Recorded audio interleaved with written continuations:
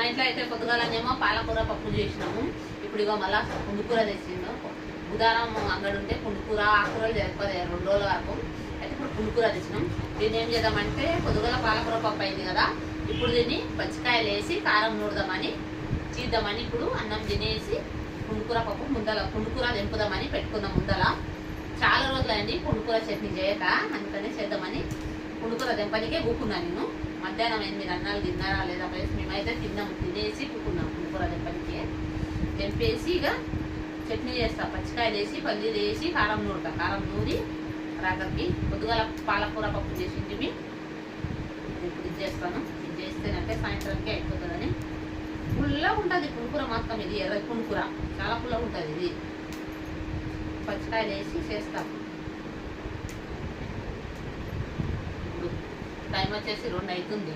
మా చిన్నమ్మాయికి వస్తుంది. అయిపోయింది పుండుకూర పప్పు చేసినాం, అయిపోయింది. అందరు తిని టిఫిన్లు కట్టుకొని పోయేసరికి అయిపోయింది. ఇప్పుడు మా పెద్దమ్మాయి కాలేజ్ లేదు ఈరోజు. మా పెద్దమ్మాయి ఇంట్లోనే ఉండదు, ఎందుకంటే చెరువు ఉందంటే చుట్టి ఉంది.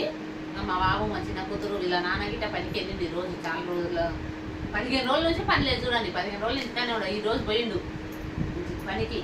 అడవికి పోవాలి ఇంటికి రావాలి, అడవికి పోవాలి ఇంటికి రావాలి.